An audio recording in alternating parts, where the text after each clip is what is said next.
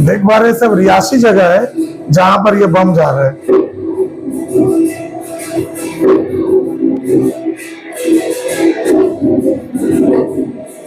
कि अगर straight of Hormuz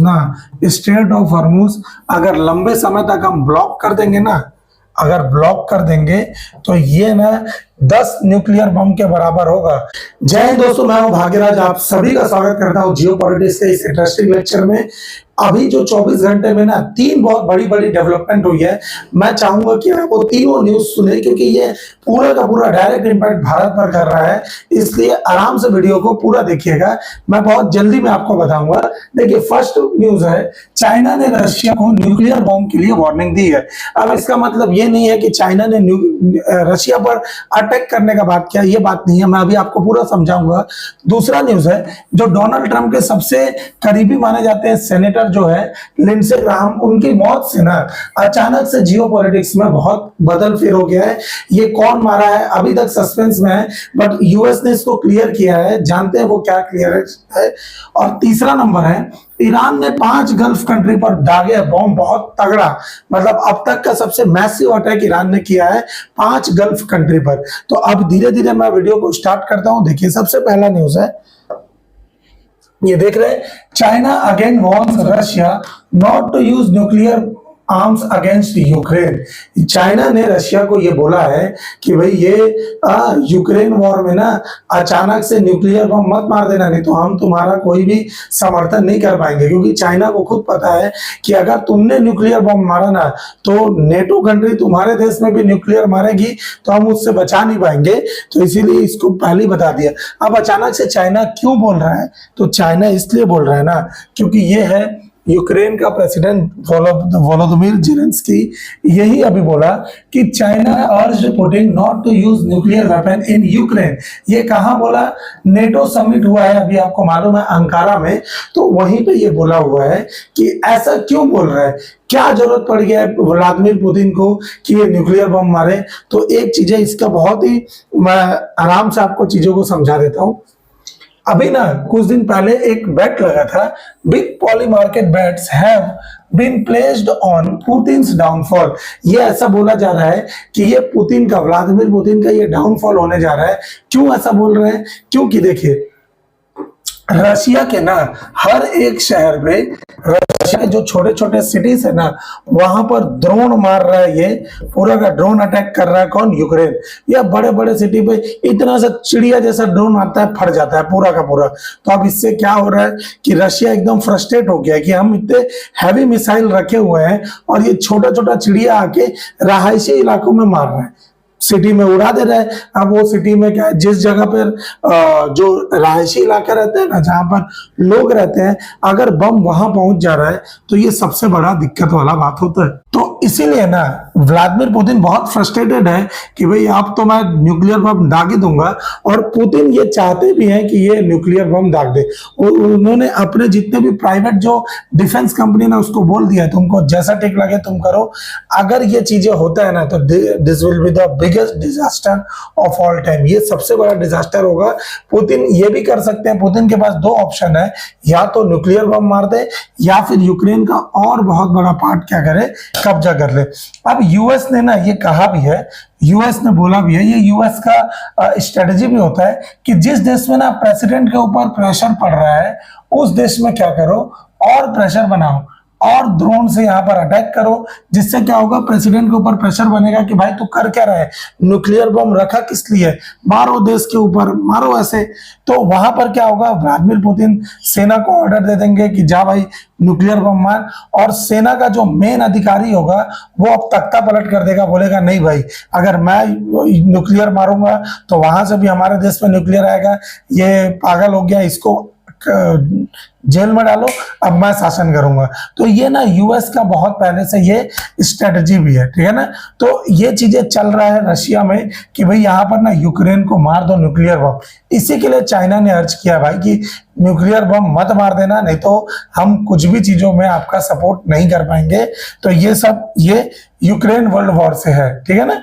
देखिए पुतिन चाह रहे हैं एस्केलेट करना Ukraine war despite Trump peace push. Sources से, ये सोर्स के द्वारा पता चल रहा है कि ये पुतिन ये चाहते हैं कि ये सब वॉर चलते रहे ताकि उनका शासन बचा रहे, क्योंकि सबसे लंबे समय तक अभी तक वो प्रेसिडेंट बने हुए हैं। तो अब देखते हैं कि इसमें आने वाले टाइम में होता क्या है, इंडिया का स्टैंड क्या होगा। अभी तक इसमें कोई भी क्लैरिफिकेशन नहीं है। इंडिया हमेशा न्यूट्रल रहना चाहता है और वो बार बार बोलता है कि this is not the era of war, ठीक है ना। तो ये चीजें हो रहा है। आप जो दूसरा न्यूज है ना, सबसे बड़ा न्यूज जो अगर मैं बोलूंगा तो यही है। आप बोलेंगे भाई लिखा है, देखिए ट्रम्प के सहयोगी लिंडसे ग्राहम की एरियोटिक रप्चर के बाद मौत हो गई, रिपोर्ट। ये एरियोटिक रप्चर हार्ट से रिलेटेड है। हार्ट की सबसे बड़ी जो वीन्स होती है ना, उस पे रप्चर का मतलब है अचानक से क्या हो गया, ब्लॉकेट हो गया। तो एक प्रकार का ये हार्ट अटैक ही होता है, बट दूसरे वे में, क्लियर है। तो ये अचानक से मौत हो गई। अभी जब तक ये मौत हुई थी ना, तब तक लोगों को लग रहा था कहीं ईरान ने तो नहीं मार दिया, कहीं रशिया ने तो नहीं मार दिया, ऐसे मिलके क्या ये दोनों का कहीं मोसाद ने तो नहीं मार दिया। बहुत से थ्योरी बन रही थी, लेकिन यूएस ने क्लियर कर दिया नहीं भाई, ये इसको कोई मारा नहीं है। ये 71 के एज में ना, ये बेचारा अभी 2-3 दिन पहले ही हुआ था, ये 71 साल का, ये अचानक से ब्लॉकेट हुआ और ये मर गया, ठीक है ना। तो भारत के लिए क्या है, भारत के लिए बहुत चिंता वाला बात नहीं है, क्योंकि ये लिंडसे ग्राहम जो था ना, ये इंडिया पर 500% ट्रैफिक टैरिफ लगाने का बात करता था, ठीक है ना। इसके एरा में अगर आप देखेंगे ना, दूसरा नंबर इजराइल का बहुत बड़ा समर्थक था। इजराइल का सबसे बड़ा, अगर कोई यूएस के कांग्रेस में, अगर जैसे हमारे पास संसद है ना, यूएस के संसद को कांग्रेस बोलते हैं, तो वहां पर ये सबसे बड़ा सपोर्टर था इजराइल का। इजराइल के हर एक चीज में साथ देने पहुंचता है। ये बोलता है कि अगर यूएसए ना वर्ल्ड वॉर 2 में, आपको पता है 2 देशों में वो जापान में 2 शहर पे न्यूक्लियर बम गिराए थे, एक हिरोशिमा और एक नागासाकी। तो 2 शहर में जब अमेरिका बम गिरा सकता है अपनी सेफ्टी के लिए, तो इजराइल ईरान पे न्यूक्लियर बम क्यों नहीं गिरा सकता। वो ट्रंप को बार बार क्या कर रहा है, अर्ज कर रहा था कि इजराइल को वो दो, ऐसा बम दो कि मारे ईरान पे न्यूक्लियर बम मार दे, सब खत्म हो जाएगा, बढ़िया रहेगा। तो ये सब चीजें, ये इसका सोच था, ठीक है ना। मैं चाहूंगा आप ये वीडियो देखें कि ये भारत के प्रति क्या बोल रहा था। Yes, sir. So you put a 25% tariff on India for buying Russian oil. I was at the Indian ambassador's house about a month ago, and all they wanted to talk about is how they're buying less Russian oil. Would you tell the president to relieve the tariff? This stuff works. So I'm hoping we'll bring the bill up. It is from 0 to 500. He picks the number. Nobody else does. But if you're buying cheap Russian oil, keeping Putin's war machine going, we're trying to give the president the ability to make that a hard choice by tariffs. I really do believe that what he did with India is the chief reason India is now buying substantially less Russian oil. अभी आपने देखा news में, ये India को बोल रहा था कि चीप रशियन ऑयल को मत कर दो, नहीं तो हम तुम्हारे ऊपर टैरिफ लगाएंगे। तो ये ऐसा ऐसा बात बोलता है। तो ये जब मर गया ना, अभी मर गया है, तो 3-4 देश बहुत खुश है, जैसे ईरान, चाइना, रशिया, ये सब देश ना बहुत खुश है। आप बोलेंगे इंडिया खुश नहीं है। देखिए इंडिया का ये जो 500% टैरिफ बोल रहा था ना, ये अभी तक इंडिया पे इंप्लीमेंट हुआ नहीं है। यूएस का सुप्रीम कोर्ट ने डोनाल्ड ट्रंप को लगाया फटकार कि टैरिफ तो तेरे अंदर में आता ही नहीं है, तो क्या टैरिफ बात करता है। ये इंडिया पे अब 10% का टैरिफ ही लगता है, बल्कि पाकिस्तान में 18% का टैरिफ है। तो इसलिए इंडिया को इसके मरने वरने से ज्यादा दुख नहीं है। लेकिन ये है कि ये ना बार बार इंडिया के अपोज में बयान देता था। बट अभी मरने के 3-4 दिन पहले ना ये पाकिस्तान को भी बोला कि अबे ये तो साला हमको ये फालतू, इस देश को हम लोग वो बना दिए हैं मीडिएटर, ये किसी काम का नहीं है, इसको साले को पैसा मत देना, भीख मत देना, ये सब ऐसे पाकिस्तान को बहुत ही ज्यादा क्रिटिसाइज किया था, ठीक है ना। तो ये ऐसे है। आप देखेंगे ना ईरान में क्या चल रहा था, तो ईरान में जब ये देखेंगे ना तो ये ब्लड मनी, ये तो अभी वो न्यूज है कि जो ब्लड मनी टू 500% टैरिफ, ये लिंडसे ग्राहम बोला था इंडिया के लिए ना, ये वाला चीजें 12 जुलाई को ये छपा हुआ था। लेकिन अगर आप ईरान के लिए देखेंगे ना तो ये बोल रहे ईरान में सो स्वीट बोल रहे हैं, इतना प्यारा कि मैं इसे 2 बार पढ़ूंगा। ईरान ने ग्राहम की मौत पर जश्न मनाया, ट्रंप और नेतन्याहू ने शोक जताया। लिंडसे ग्राहम ये लोग इसके मौत पे भयानक खुश है, और सही बात है, खुश हो भी क्यों ना कि जो आदमी किसी दूसरे देश पर न्यूक्लियर बम मारने के लिए बोल रहा है, जबकि उसको पता है कि न्यूक्लियर बम पड़ जाएगा ना तो आने वाला 150-200 साल बर्बाद हो जाता है किसी देश का। जापान में आज भी बच्चे ना अपंग है, कोई क्या बोलते हैं, पैर नहीं है किसी का, किसी का हाथ नहीं, इतने सारे बच्चे आज भी इंपैक्ट होते हैं, जबकि वो देश इतना डेवलप हो गया, हिरोशिमा और नागासाकी, फिर भी वो जो रेडिएशन है उसका इंपैक्ट हमेशा रहता है। ये आदमी सोच नहीं रहा है तो भाई कोई देश इसके बारे में क्यों सोचेगा, ये भी सवाल है, ठीक है ना। ये हो गया पूरा का पूरा। आप देखेंगे यूएस सेनेटर लिंडसे ग्राहम की मौत का जश्न मनाया। ये बार बार जो ये ईरान के सेनेटर के लिए ना हमेशा ईरान में पूरा एकदम जश्न मना रहे हैं, और अभी भी उनका टारगेट 3 लोग है, डोनाल्ड ट्रंप, नेतन्याहू और उसके जो चीफ है, आर्मी चीफ, वो है। ये सब लोग अभी ईरान के टारगेट पे हैं। देखते हैं इस पे आने वाला न्यूज क्या होगा। बट जो तीसरा न्यूज है ना, ये बहुत दिल दहलाने वाला है। ईरान ने क्या किया है, 5 गल्फ नेशंस पर अटैक किया है, हॉर्मुज को शट डाउन कर दिया है। ऑल टू नो, ये अभी मैं आपको बताऊंगा। जो गल्फ कंट्री देश है ना, उसमें कौन कौन है ईरान ने जो साहिब किया है, Bahrain, Kuwait, Jordan, Qatar and Oman, इन 5 देशों पे ईरान ने अटैक किया है। मैं चाहूंगा आप ये वीडियो देखें, तब आपको समझ आएगा कि अटैक कितना मैसिव है।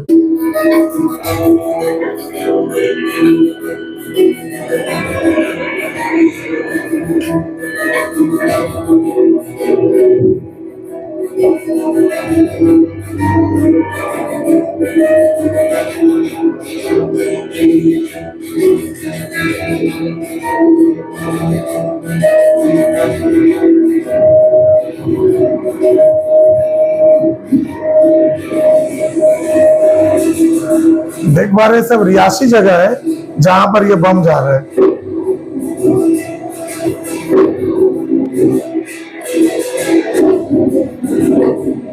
ये सब लोग ना अभी डर रहे हैं कि ये हो क्या रहा है। अचानक से आपको मालूम होगा कि आपके 2 किलोमीटर बाद अगर बम फट रहा है ना, तो आप अपने परिवार के साथ डर के एक जगह पर छुप जाएंगे कि अरे भाई ये क्या हो रहा है। तो वहां के लोग जितना भी ये कतर और जो ओमान, ये सब जो अपने ये चीजें बताने के लिए खर्च किए थे ना कि हाँ भाई ये इतने लोग मेरे को दिखा रहे हैं हमारा देश सबसे अच्छा है, आप आइए हमारे देश में बनिए, आज वही देश सबसे ज्यादा बर्बाद हो रहा है। तो वॉर किसी को नहीं छोड़ता। हमारे इंडिया में लाख प्रॉब्लम है, बट हम सही में सबसे सेफ जगह पर है। ये चीजें हैं, ठीक है ना। तो प्रॉब्लम क्या हो रहा है, देखिए ईरान के जो अभी सुप्रीम लीडर है ना, उनका नाम है मुस्तफा खमैनी, जो अली खमैनी के बेटे हैं। उनसे पूछा गया कि क्या आप न्यूक्लियर बम बनाएंगे, अगर अभी भी आपको लग रहा है कि यूएस सबसे ज्यादा अटैक कर रहा है तो क्या आप न्यूक्लियर बम बनाएंगे। तो उन्होंने एकदम स्पेशली कहा है कि अगर स्ट्रेट ऑफ हॉर्मुज अगर लंबे समय तक हम ब्लॉक कर देंगे ना, अगर ब्लॉक कर देंगे तो ये ना 10 न्यूक्लियर बम के बराबर होगा। और ये जो स्टेटमेंट है ना, ये अपने आप में बहुत जरूरी है, क्योंकि आपको मालूम होगा कि स्ट्रेट ऑफ हॉर्मुज अगर बंद हो गया ना तो वर्ल्ड इकोनॉमी बर्बाद हो जाएगी, रेट ऑयल के इतने ज्यादा बढ़ जाएंगे, महंगाई इतना ज्यादा बढ़ जाएगा। हमने जो कोविड में जो बहुत सारे लोगों को जो गरीबी से निकाला था ना, वापस वो गरीबी की ओर धकेलना जाएगा। तो ये बहुत ही बड़ा चीज है, स्टेटमेंट है। और इससे हो क्या रहा है ना, देखिए यूएसए पहले से अभी एक बिल पास करने वाला है, जो भी रशिया से ऑयल खरीदेगा उसके ऊपर वो 500% का टैरिफ लगाएंगे। ये अभी बिल पास हो जाएगा अमेरिका में, क्योंकि लगभग सारे लोग अब रशिया के खिलाफ है, ठीक है ना। दूसरा नंबर, यूएसए बोल रहा है कि आप ईरान मार्केट में बेच नहीं पाएगा ऑयल, ठीक है ना। ईरान मार्केट में अब बेच नहीं पाएगा ऑयल, हमने ईरान पर लगा दिए सैंक्शन। यूएस का सीधा सीधा काम है, आपको मालूम है कि भारत का और 70 से 80% ऑयल सब कहां से आता है? सब गल्फ कंट्री से आता है। तो अब भारत लेगा किससे? रशिया से ले नहीं पाएगा, क्योंकि यूएसए का खतरा है कि 500% का टैरिफ लगा दे। आप बोलेंगे हम यूएस से इतना डरते क्यों है? डरते नहीं है। देखिए, हम जब ट्रेड करते हैं ना, तो हमारा जो, जैसे हम बहुत कम ऐसे देश है ना जिसको हम बेचते जाता है और उससे खरीदते कम है। तो यूएस उस सबका सबसे बड़ा मार्केट है जिसको हम बेचते ज्यादा है और खरीदते कम है। चाइना को यूएस के टैरिफ का घंटा फर्क नहीं पड़ेगा, क्योंकि चाइना दुनिया को बेचता ज्यादा है, खरीदता कम है, तो उसको कोई फर्क नहीं पड़ेगा, लेकिन हमको फर्क पड़ेगा। क्लियर है? इसीलिए हमको यूएस का देखना पड़ता है।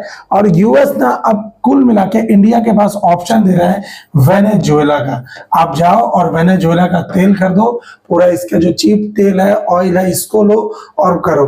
अब देखते हैं इंडिया का स्टांस क्या होगा, बट ये जियोपॉलिटिक्स में बहुत बड़ा गेम है, क्योंकि अगर ऐसा होगा ना, तो अभी आपको मैं एक न्यूज दे देता हूं। इजराइल का अभी थर्ड वेव का अटैक बचा है, और ये इजराइल ने ये बहुत पहले से प्लान करके रखा है।